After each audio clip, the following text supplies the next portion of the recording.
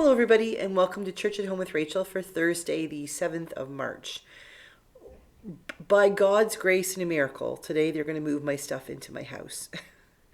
I'm recording this on Wednesday afternoon, about 6 o'clock, and we're in the midst of our second snowstorm this week here in Brandon, and highways have been closed down, and I'm anticipating a phone call tomorrow morning that everything has been shut down and they won't be coming till Friday. I'm really hoping they can get there on Friday, if not tomorrow. Tomorrow would be great.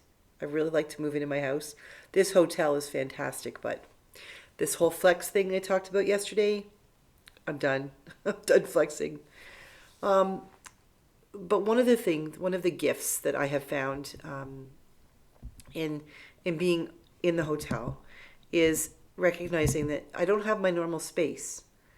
And so I'm not distracted by the same things I would be. So when I talk to my husband, Rob, on the phone, I'm sort of sitting in a space that I'm unfamiliar with, and, it's pretty plain. So I'm actually paying attention. Now, I'm not saying I don't usually pay attention, but I'm paying attention differently. And one of the things I'm really paying attention to is recognizing and savoring the sound of his voice. I know that sounds kind of silly, but when you aren't with someone you love for a long period of time, and now it's been almost a week ago, a week ago today, when you're watching this, I will have left first thing in the morning a week ago, and really listening to his voice and recognizing the things that make me love him the most. And one of the things right now that I'm absolutely blown away is he's taking this time when I'm not in the house, and he's getting it ready for us to hopefully sell, and he's going to move here in about 6 weeks. He's going through things, and he's throwing things out, and he's finding things. And one of the things he found was a stick, like a USB stick for his computer. It was a thumb drive, I think, and it had pictures on it, and he was called Dad's. It was his dad's stick. But there were pictures of him on it, and he's telling me about this one where he's up in his Sea King. That's a helicopter, when he was deployed to the Middle East, and he was on a Sea King out over the ocean. And the lieutenant colonel, who was the pilot, let him fly that Sea King. And that's one of those moments when you're really, really glad that you don't know something is happening as it's happening, because I would have wanted to kill him, because I would be so terrified that he was going to die or something. And so he told me about it after the fact, and somebody took a great picture of him with the headset on. He's flying this helicopter, totally cool. And I was telling him that every time I even think about that picture, although I love the picture, it's one of my favorite pictures of him, my stomach still drops because I think about what could have happened. And it reminds me that I am blessed because I am married to my hero. I am married not because he's a soldier, or he's a sailor, not a soldier, but not because he's in the military. That's a big part of it, I guess, but not really. Not because he is an incredible Padre, because he is the best Padre there is. Again, I'm not biased whatsoever, but he really is a great Padre. I think the reason why he's my hero is because he is a person who, on a regular basis, steps out into the unknown.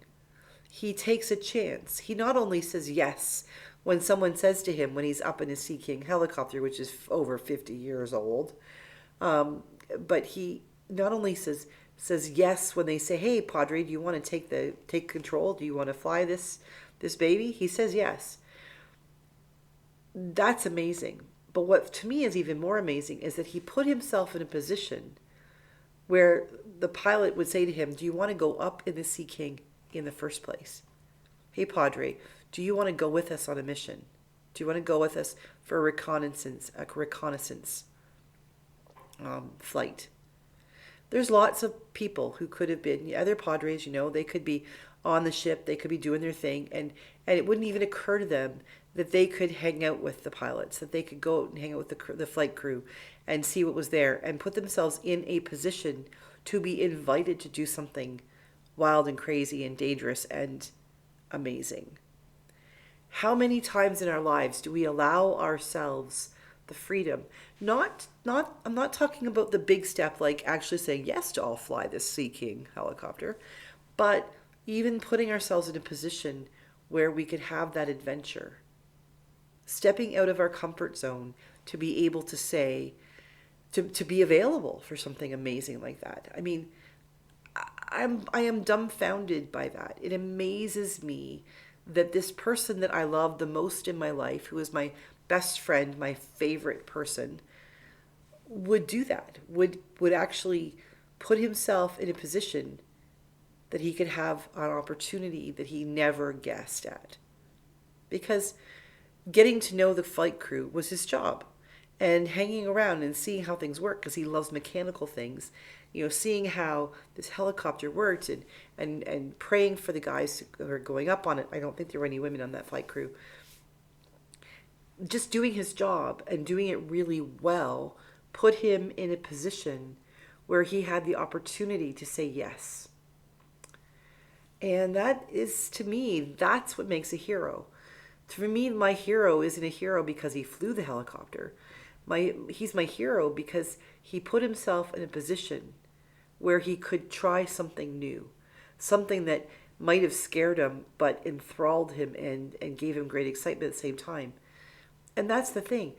The greatest heroes are not necessarily, I mean, yes, absolutely, they're people who save lives and run into burning buildings and things like that. But sometimes I think the other greatest heroes are those people who just say, yes, I'll try that. I will step into the unknown, and I'll experience something I've never experienced before. I'll allow myself to step into a place that feels unsteady, unpredictable, where I don't know how I'm going to react. Because at the end of the day, I really do think that when we think about heroes, we hear about heroes, those are people that we're hearing about who did something they would not have predicted that they would do. How many people we hear about somebody, witnesses a car crash and helps to pull somebody out, or somebody who dives, like jumps into traffic to pull a child away from getting hit by a car. It's not because they thought about it ahead of time and thought, if I'm ever in a situation where, one, I'm standing on the side of the road, and two, I see a child run out into traffic, and three, there's a car coming, I think I would then definitely run out into traffic. That's the thing, is those decisions are made in the split decisions made in a split second. To me, those heroes are those people who do things not because they thought them through and thought, oh, I could do this, but because just by who they are and by their ability to respond, they stepped forward. Whether it's to save someone's life or try something amazing and new, to me, that's a hero. And my husband's a hero to me for lots of reasons, but one of them is because he did things that he didn't know he could do. He had faith, and he had a faith in God and faith enough of himself that he thought, you know what, I can try this. And he didn't think to himself, what's the worst that could happen? Because the worst that could happen could be that, something catastrophic. But he didn't worry about that. He just said, I'm going to put myself out there. And being a hero doesn't mean we have to run into burning buildings. It doesn't mean we have to save children from, a bus hurtling down the road. Sometimes I think being a hero just means that you've gone beyond what you thought you could do. And you may only be a hero to yourself, but there's something pretty fantastic about that. Pushing yourself into doing something that you never knew you could do before. It's amazing to have heroes out in the world, whether they're sports figures or firefighters or police officers or military members or your mom or your dad. But sometimes it's important to be your own hero, to push yourself to do something you never thought you could do. And even if you fail, the hero part doesn't come from success. The hero part comes from the try. I put myself out there and I tried. To me, that makes you a hero. And it absolutely makes Rob my hero. How about you? Who are your heroes? And when have you been a hero for yourself? Have a great day. God bless you. And I will see you again tomorrow, Friday, for I believe it is the International Day of the Woman, International Women's Day. So I'll probably talk about that. God bless. Have a great day. I'll see you tomorrow.